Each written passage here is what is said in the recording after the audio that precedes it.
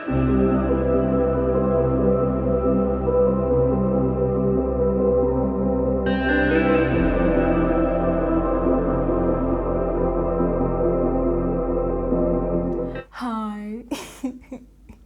welcome back to said channel of mine that belongs to said person, that is me, that is Lucy Hers Woods. Hi. I'm sorry it took a while to post this particular one up. I am not too comfortable in front of cameras, and there was a bit of a volume to the article we were supposed to post, and it's a couple of things. I will try not to be so loud in this video. I was loud in the last one, I'm sorry. Arigatou gozaimasu. Thank you for coming back to watch volume 2 of Nigerian wildlife. Yay! Okay, so this episode, can we call it episode, or this video is about owls. Now, I was gonna let out my hair so it's like a huge fro so that I can explain some stuff, but I found gifts that would best explain it. So what we're gonna do, we're gonna go straight into the gist of it all. I found that I was talking too much the last time, so I'm just gonna cut it here, then go straight into the gist of the animal I'm talking about. So unless you live under a rock, you should probably know what an owl is. I mean, everybody teach you owl in school. So you should be able to know what now. Unless you live under a rock, you should know the animal that they're referring to when they talk about hoot hoot or hoo hoo. Hoo hoo, you know, that sort of thing.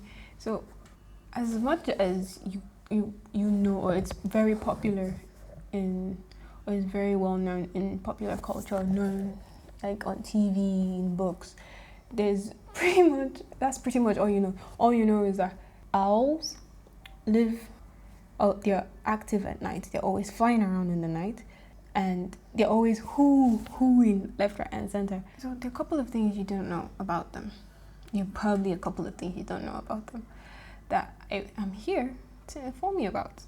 And yes, we do have owls in Nigeria. I'm pretty sure you've seen them in Nollywood movies where they just come and everybody's like, the evil has come. That's kind of the problem what you have with Nigerian wildlife.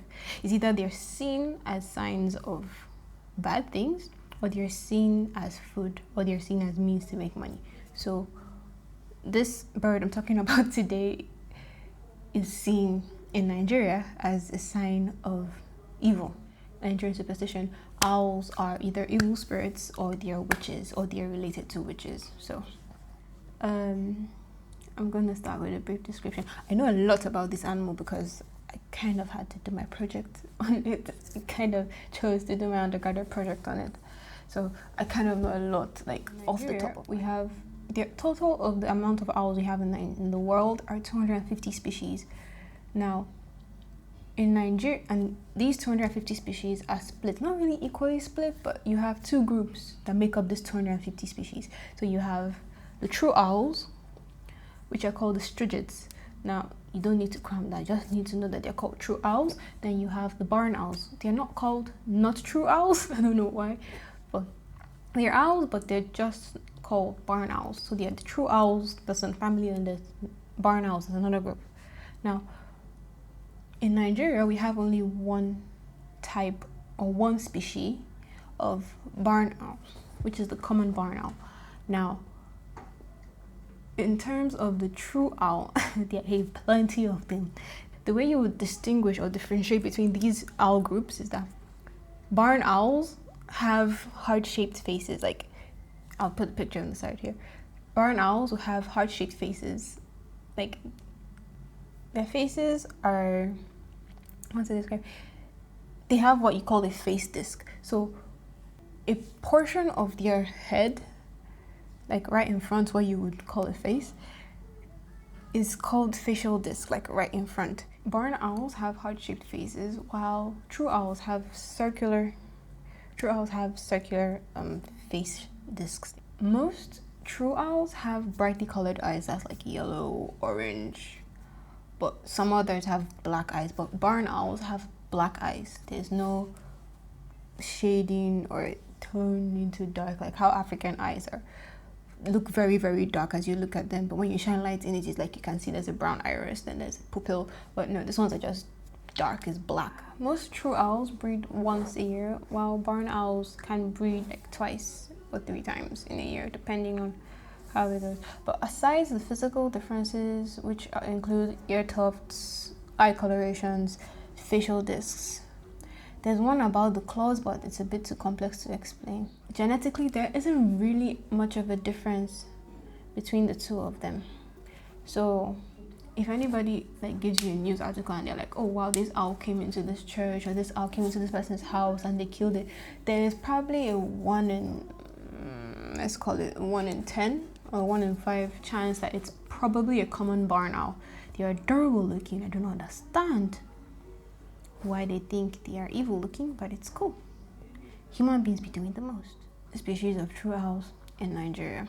There is the Eurasian scops owl, the African scops owl, the African wood owl, the Akun eagle owl, the Verrex eagle owl, the vermiculated fishing owl, the Pell's fishing owl, then the northern white-faced owl, this pearl spotted owlet. It's tiny, it's very cute. It's got false eyes at the back of its head. So if its head is not turned like 180, it's facing the back. When it's faced forward, there's markings. The markings on its feathers that mimic another pair of eyes. Because it's very small, so it's kind of a defense mechanism to whatever it's intending to attack it, to deceive it that, oh, this thing's probably looking at me. No, it's just not looking at you. It just has eyes at the back of its head. So, description. The basic owl has a facial disc, large eyes, huge large eyes, which are fixed in its skull. Its beak is flattened. It's not very protruding. It's quite flat against face. The nostrils are at the base of the beak. A short, sharp beak.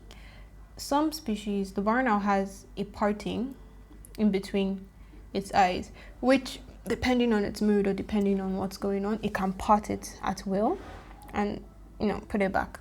Their feathering makes so much of their body size, because the bird is actually smaller than a chicken. If you defeather an owl and you defeather a chicken, you're more likely to get more meat off a chicken than an owl. Nobody should eat owl. It's not food. They are not food. It is not food. Please don't eat owls. So their plumage makes them 2/3 bigger than they actually are. Like if you poke your hand into the head of an owl, your hand is likely to go about pretty deep before you actually reach skull. Their skulls are small, so the plumage is about 2/3 of their head.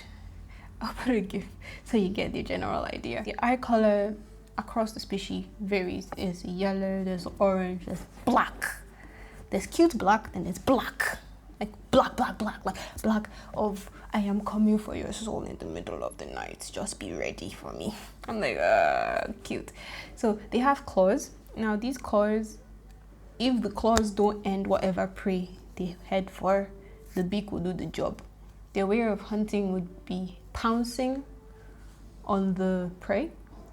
And if they don't strangle the prey to death with their claws, that thing is strong, or puncture the animal, because the claws are it varies across species depending on the size of the owl, but the claws are very long. So if the animal is not crushed to death by the claws or punctured to death, it is probably going to end up getting his neck broken by the owl snapping, like something like that. Abruptly snap, so it breaks the neck of the prey. I'm sorry if this is a bit too morbid for you, but it's very fascinating for me. It breaks the neck of the prey as quickly as possible, then now starts eating. Now here's the fun part: they do not rip apart except the meal is too big for them to take in one gulp.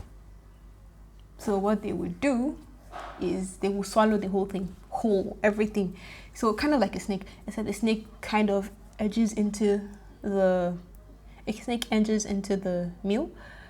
An owl will just go and it's like it jerks and the food just keeps going down. It keeps going down. It can swallow a whole chick, a mouse, in just that one gulp. It's amazing. It's ridiculous. The bird is small, but it can swallow a whole chick. I mean, it's amazing. It's really cool.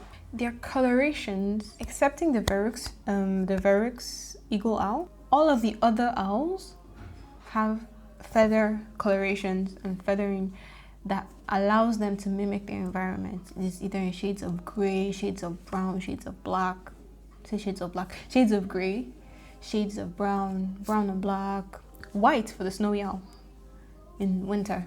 It's pure white. It's not really pure white with the black spots, but you get the idea. Brown and white for the barn owl. So most of their coloration is to it's to blend in with their environment so that they are not seen by said prey or even predators that would attack them. Now, the owl has a very, very strong stomach wall and very strong stomach acid that will dissolve almost everything except feathers, bones, and fur. So it takes it in whole. The acid works on the food. Everything comes in, it's processed. So it will absorb whatever calcium, whatever protein, whatever fat, carbohydrate from the meal it eats. Its stomach will then compress whatever leftover that is indigestible, that is not being digested by the stomach acid, that's fur, feathers, bones, into a pellet, which the owl will literally cough up, like how a cat would cough up a hairball. Yeah, something similar to that. It would cough up or regurgitate. It will regurgitate a pellet. It's very pelletized thing, which can give you an idea of what their meal has been or what their meal was. They're almost entirely noiseless when they attack, and this is due to the amazing adaptation that their feathers have. So most feathers are streamlined, like extremely streamlined to a speed, so you cut through air extremely well. Their feathers are designed to, while cut through air smoothly, reduce the amount of noise they make. So each feather barbel has tinier barbels coming from it. So the airflow going over the wing is broken up into tinier airflow. So what would cause noise normally, or what would cause a lot of noise normally, is made a lot quieter. This works a lot for them. So from the feathering to the fact that they don't even need to flap so much. And then, I mean, that helps them become extremely noiseless. And the most amazing thing about them is that they can hunt in almost blindness. Because their eyes are terrible.